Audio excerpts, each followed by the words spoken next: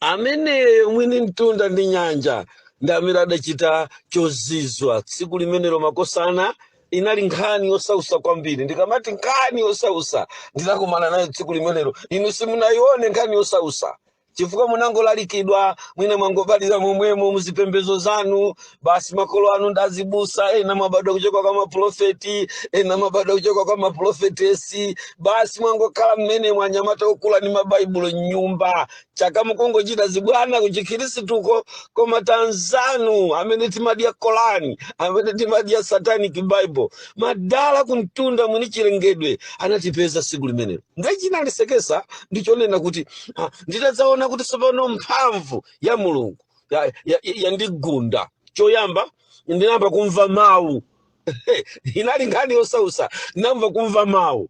Ndadza ine Yehova Mulungu wakumwamba mwa Yesu Kristu amene ndantuma kuti ndikakudziwise za ine Mulungu oona yekha. Basi watera pamenepo madala. Tsopano ine ndayamba kudabwa kuti akulankhula ndani so kape wina wache sakumveka so mawu ndani ameneyo. Basi tu kenako ine kuyamba kukhala ngati ndikuzengereza. Komabe vesi limene lili akamanena kuti mukandziwe Mulungu oona yekha. Izi zolemba china Paulo tu izi kuli Mulungu wina ndi alatu komanso ndi Satana. Basi tu amalimbirana maudindo anthu awiri amenewo. Ndiye munthu wake sangandipange kundipomboneza kundiuza zina zache zoti pali Mulungu zolemba china Paulo. Mawu anamvekaso mulumumo. Mkulu yatu anapanikiza ati kugwira ntchitotu.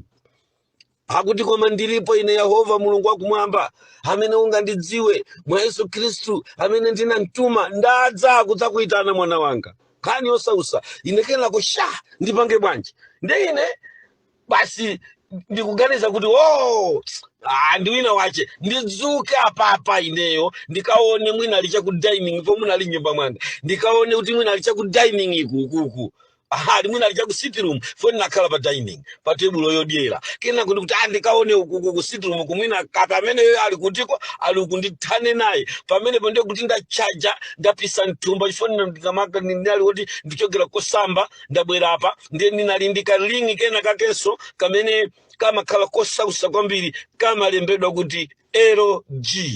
Kalingi kamene koko life is good ndiye amalemba LG. Ndiye akakalemba LG pakati pa LG amayikapo kasaini ngati ka andi L and G. Ndiye ka andi kakaka amakayika round maso amakayika ngati diso lokalula landiyelekezi the whole scene aye. Ndiye pamenepo pakati pakalingi kamene koko ndi pamene pamatuluka mphamvu nthawi zina ukakumana ndi chinthu chazizizi kuti ningofuna ndikangwa anokola basi ndikangwa nichose mano. Ndiye nazuka kulowa kupisa ndinapisa mtumba nyama kalingi kaja kuyika. So pano kuti ndikayimirire ndipite ku dining iko kumene koko ku sitting room uko ndikaone olankhula. Ninadabwa kuti podzuka apa ndi mpando omwe wakakamira mmatakomu. Makosana musamayeseza masiwirayi kunyamuka ndi mpando omwe table chair yemwe kunyamuka naye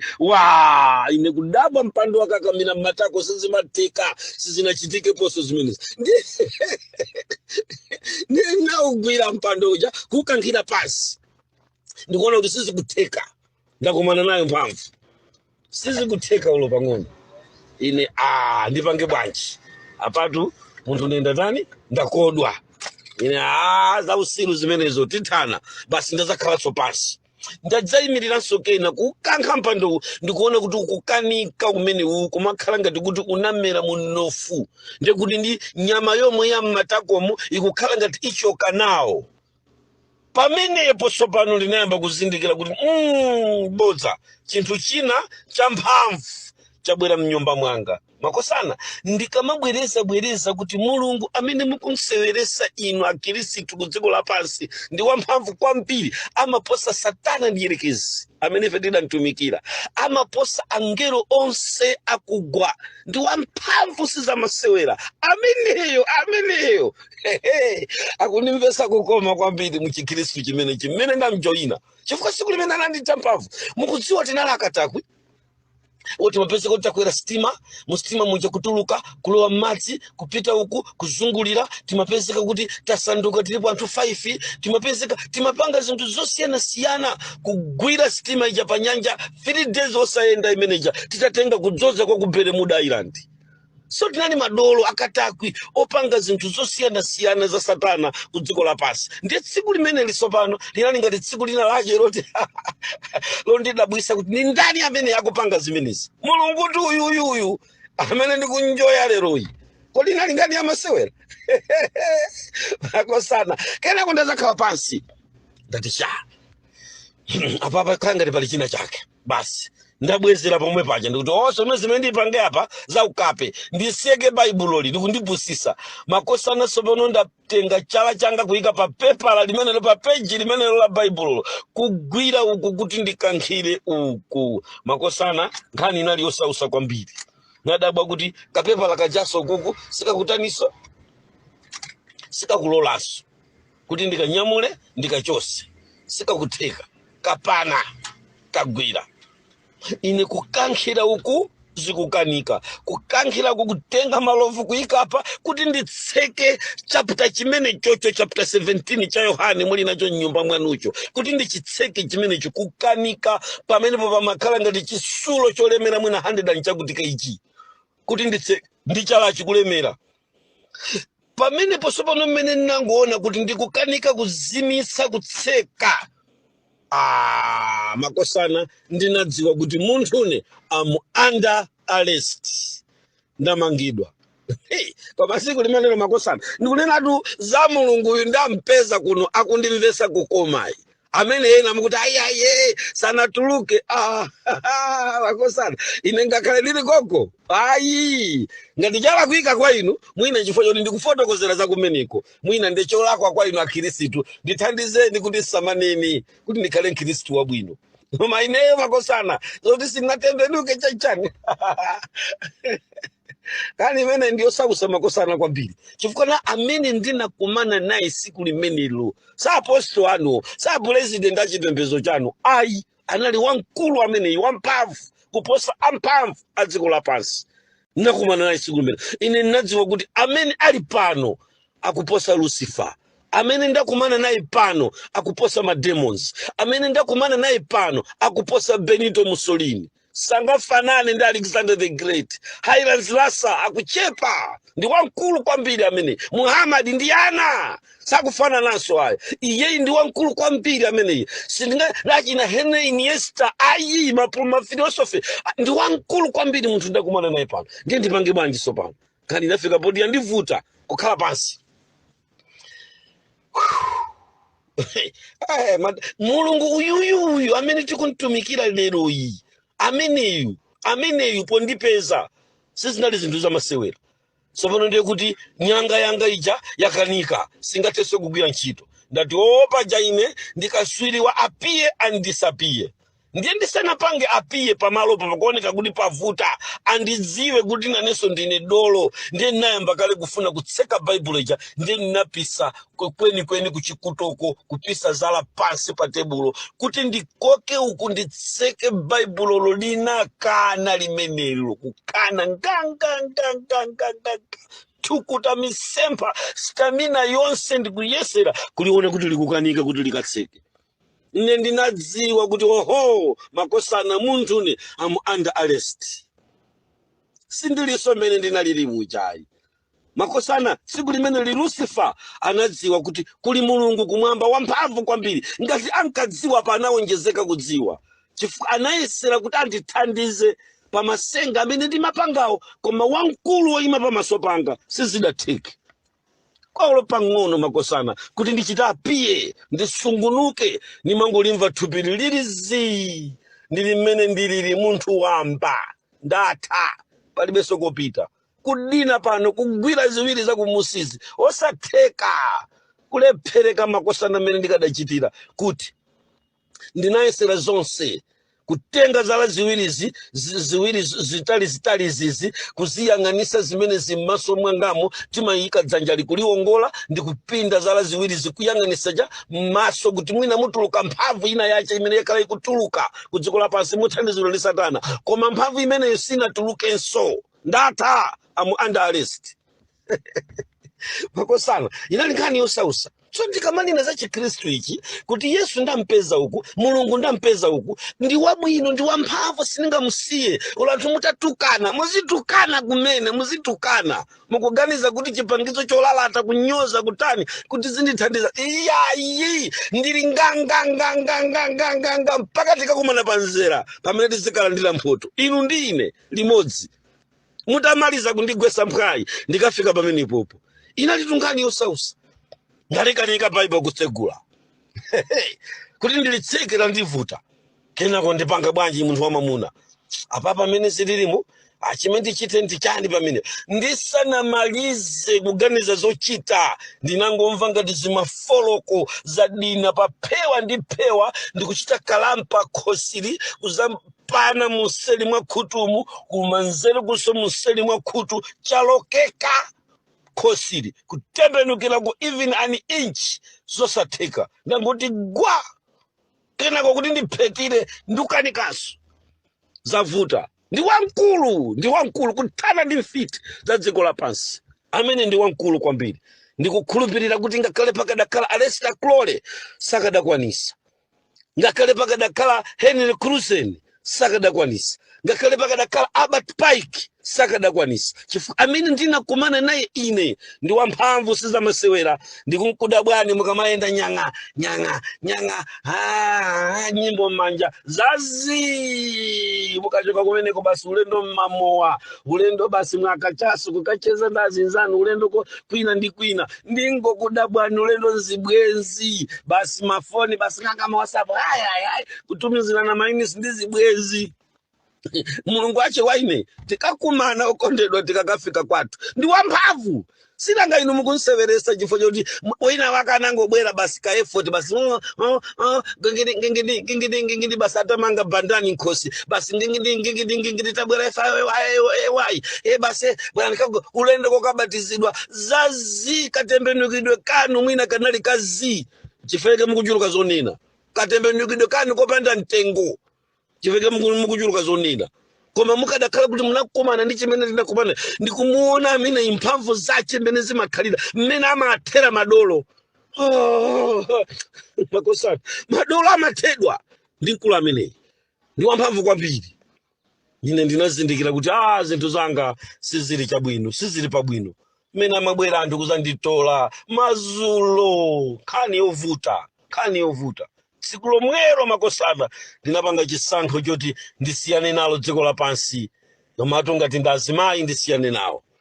Inetu ngati ndikumwa ndisiyane nako ngakhale silinamweko mowa. Zinthu zambiri zoyipa ndisiyane nazo. Kuposa zonse chuma chimene ndili nachochi nditayi chimenechi sindikuchifunanso ayi. Nimati kuyima pa magalimoto Makosana kumaona ngati amenewo ndi anthu amene tidawononga pofuna kukwimira zinthu zimenezi. Zinali zinthu zosausa kwambiri.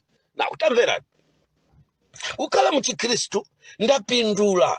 Kupindula kwanga ndikuti ndaona moyo watsopano wina. Ndipo mu Chikristu umumu mwa Yesu umumu munthu umakhala ndi kulumikizika. Na nzanu ndikunena pano ndili ndi mwayi sopano olankhulana ndi Ambuye m'malemba. Ndikamawerenga Bible ikhala ngati kalata ya okondedwa wanga yabwera pa ine kumva kukoma. Ndimamva saundi mu mtima mwanga Ambuye akundilankhula. Kumva kukoma m'Chikhristu. Tamverani sopano mabuku amene anthu adalemba azakumwamba amene tinkanyoza lero tikamawerenga kumamvesesa. Spirit of prophecy ikunena chakuti, uyadanena zakuti. Tamverani kukoma mmene muli zokoma mmene mukumva kukoma. Tamverani Makosana lero mwana akhoza kugwesa olokapu pasi pamkanta nokuzizimuka. Koma masiku amene mwana kungogwesa spuni kumaka auchisiru Bwajikot, ndani amene Madamu amachita kuziviratu kuti nyumba muno usagwesa spoon anafika poyala mati kujeni ku kitchen kuyika ko carpet ku kitchen ndicho linga choti ikagwa spoon isalire chifukwa ikangulira spoon madala uko sizikhala pabwino mantha samasewera mantha osati amasewera kuti zinali zinthu zamasewera makosana agalu eni akangouwa kuyadi ina ukoko agalu muzuwa mweri ateni kungouwa agalu apoloti ine kuzizimuka kwabwera chani kusuzumira alonda bwanji kuli bwanji kunjako kodi kukhala bwino bwanji we uli satanist sumakhala pabwino satana samankhazika pabwino munthu although amamulipira kumpasa maulemerero a dziko lapansi koma satana samankhazika munthu pabwino. Na nzanu sindinganene kuti ndinali pabwino mu mzimu ayi ndinali pabwino mthupi ndinene pamenepo mthupi ndiye zinali bwino fo ndalama tinali nazo timayendera magalimoto odula pa Malawi timagona nyumba zabwino kukhala mu area otchuka pa Malawi taganizani ku area 10 nyumba yanga yankazi wanga wankulu nyumba yankazi wang'ono ku area 9 timakhala mu zinthu zabwino koma tamverani makosana zabwino zimenezo sizifanana ndi chikumbumtima chopanda mantha chimene ndachipeza kwa Yesu Kristu. Chikumbumtima chopanda mantha ndachipeza kwa Mulungu. Choncho na nzano ndili pabwino munthu ukukhala omanjenjemera kumaopa zinthu zosalina kuziopa chifukwa choti ndinali kuchipembezo cha Satana. Mmene ndabwera kwa Ambuye moyo makosana ukukoma koma osangoti kukoma kwa wambayi. Na nzanu zinthu zili pabwino.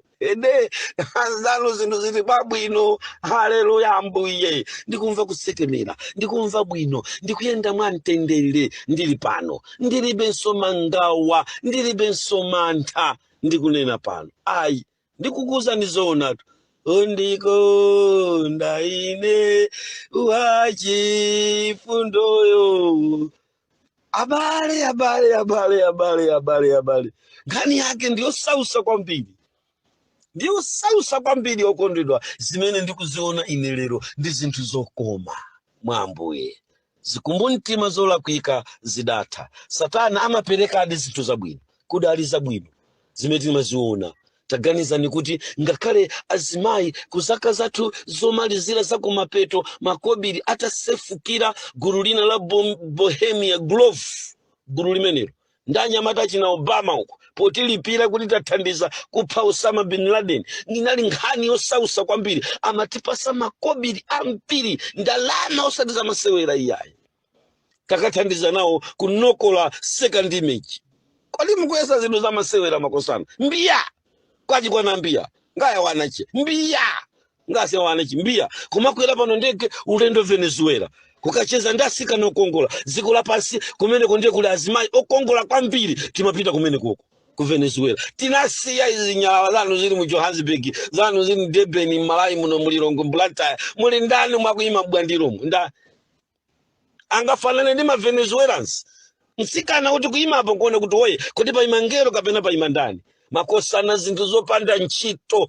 muchedwa ndizo nyenga sizikuthandiza ni kanthu ife tasiya zimenezo kungoti libwezere pano makontakiti akale azitimbira asikana ndalemera ali kumene koko omatimbira kuti bwera uzandikwatire ku Venezuela mu Caracas ndimene timakacheza mu capital city ya Venezuela kukayenda ndi kucheza mahotela amene momwe kumalipirira tukulu kazi chibwezi kuchoka dziko lina kukakumana ku Cairo chisangalalo cha kwa Satana koma chopanda nacho kopita.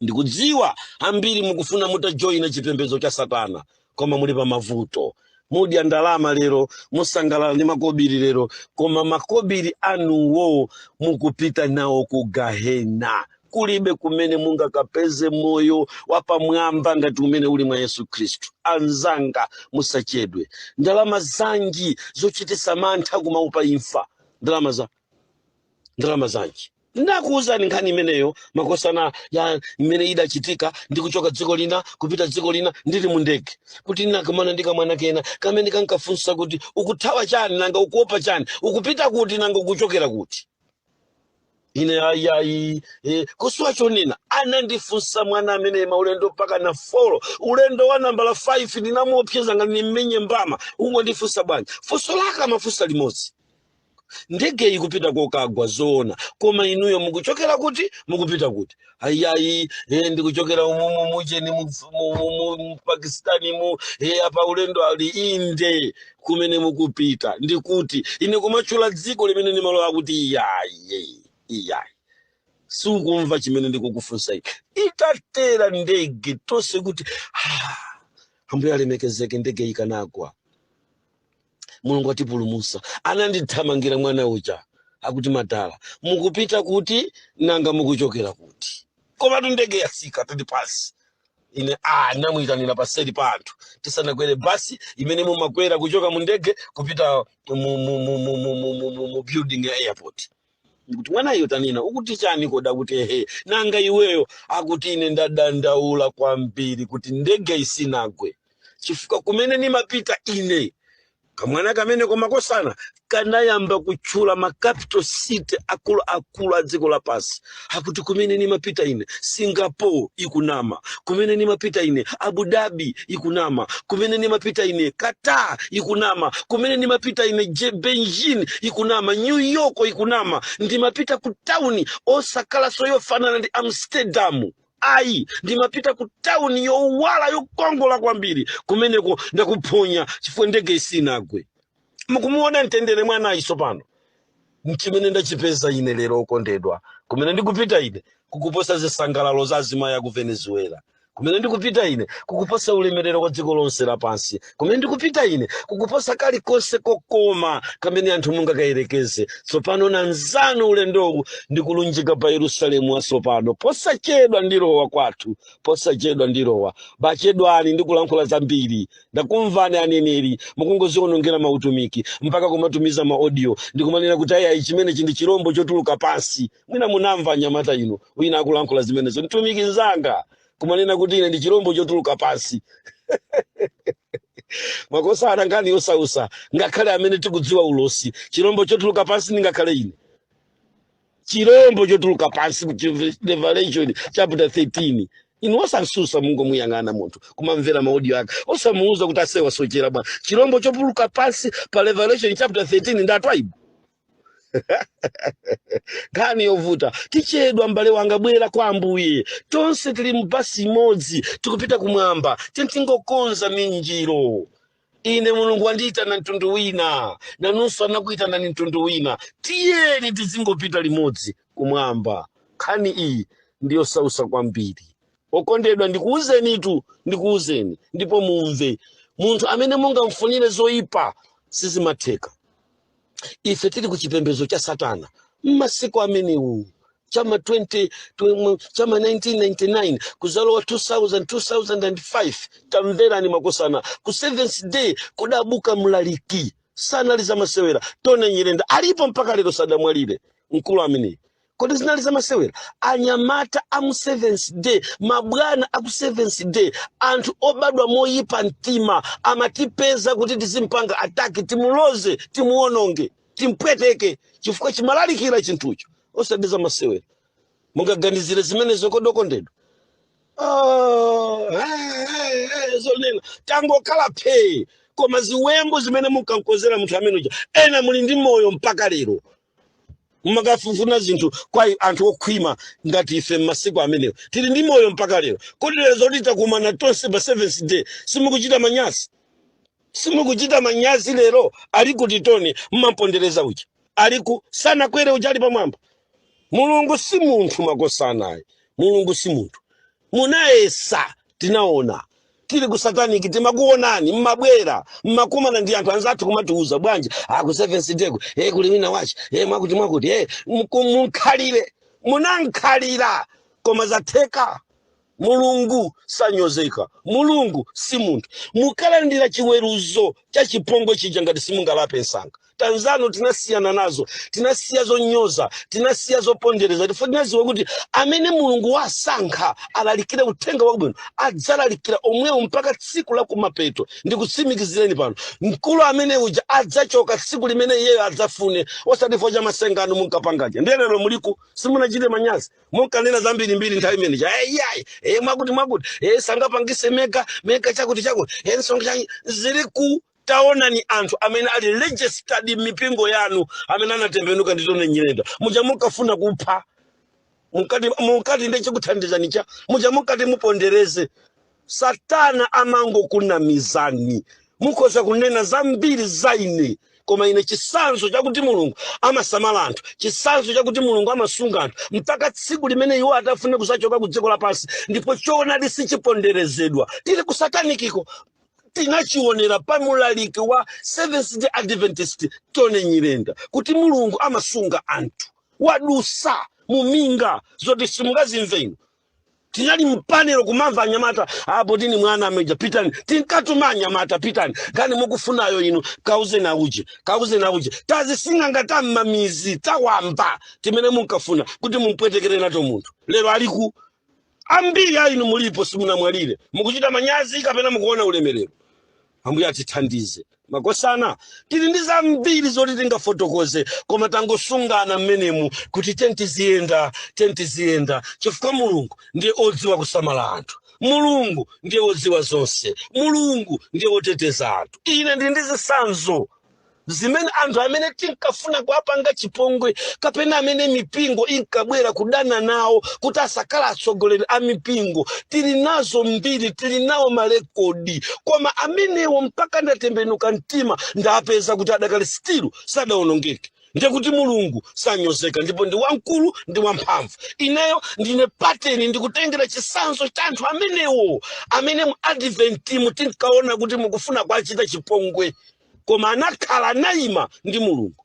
Kani zobisika tu izi bwino mukatilankhulise pambali, mutilankhulisa pambali abale chimwemwe ndili nacho chochuluka. Ndindanzanga amene mukafuna kuwapha koma sadateke.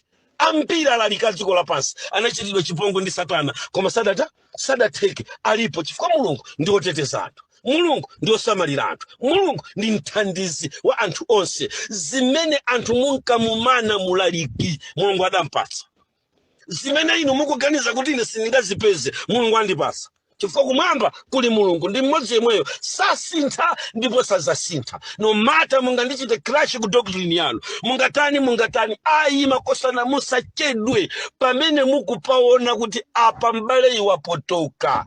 Iyayi nambala yanga ndi imeneyo 0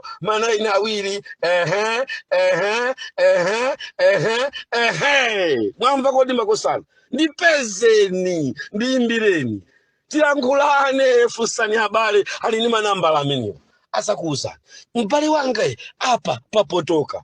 Tinawa habari amene amatithandiza momwemo mu Seventh Day, momwemo amene akumatifotokozera, momwemo mu Chikhristu amayimba, ina ndazimayi, ina ndanyamata, ina ndazibusa, ina ndatumike mugaloseni mbali twaibwe. Pamene mafotokozera umboni paja naona ngati koma mbali yakuti mukana pafotokozera chonchi, chifukwa uku mmene anthu akumvera akumva ngati chonchi. Ndekuti munthu sadamvesa chabwino ndibwereze ndimatanthauza 1 2 3 4 5 koma pamenepo anzanu akubwera akutithandiza pamene tinali si pamene tili lero. Makosana mchikhristu umu ndaona mozokoma kwambiri. Kazi kumveka izi, ine ndili ndi chimwemwe chachikulu kwambiri chifukwa cha Yesu amene ndampezaye. Ndimalize ndi tulo makosana tu kamuna ndikugona kamuna makosana tu ndikumagona osadiza masewera kugona tulo tabwino. So chimene napanga nachenjera nanga sindimadziwa kuti kuli akalonga 7 amene amabwera mazulo.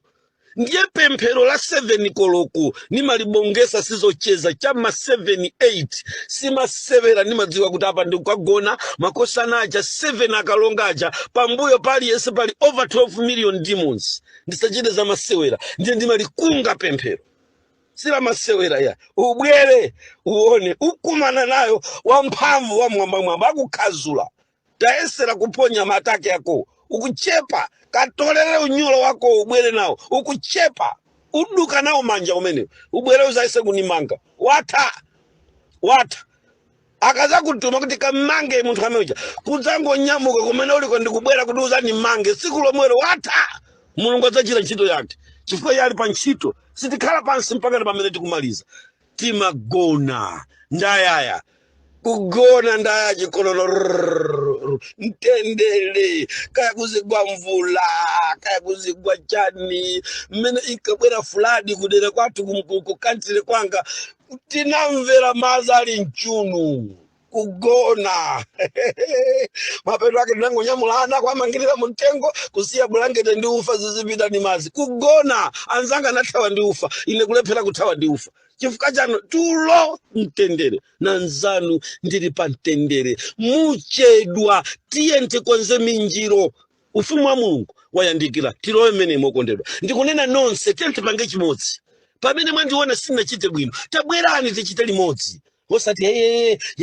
yerere nanzanu ndikumva kukoma ulendo uwu ndikuona masomphenya ndili pano Mzimu wa Mulungu akubwera kuninong'oneza ndili pano Yesu Kristu kunimuona akuyenda monga mawu ndi miyendo kucha kuyenda monga mawu mmalemba kumaona kuti oye zonadi kunja kuno kodi zili chonchi kodi Yesu mungadabwe muntu ndikuchokera ku satanic muntu ndikuchokera ku chipembedzo cha Islamu Bible ndalizi wali kukoma tanzanu tapeza buku lija mukungosamira lija ine ndikulimva ngati kalata ya ukondedwa wanga amainda abambo tiyeni tilowe mu ufumu wa Mulungu posachedwa tifika tentisiye makangano tentisiye magawano mukandifunsa kuti mukumva bwanji ku Chikhristu funso labwino mbale wanga Mulungu akudalise ndikumva kukoma Malawi yopota ya mapoti holoyi Malawi yobalalika ya njalayi ine ndikumakhala ngati ndili mu town yoposa Singapore sakumva twatu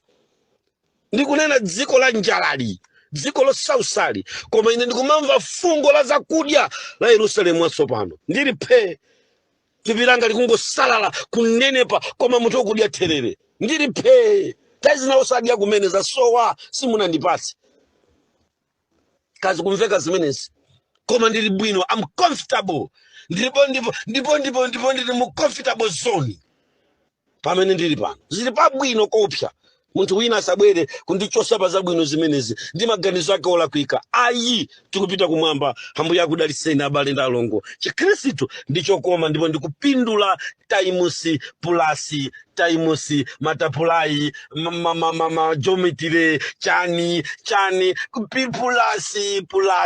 pulasi taimusi kupindula kwa Ambuye ndipo tsiku ndi tsiku ndikuyenda ndikuliona khomo la yandikira pafupi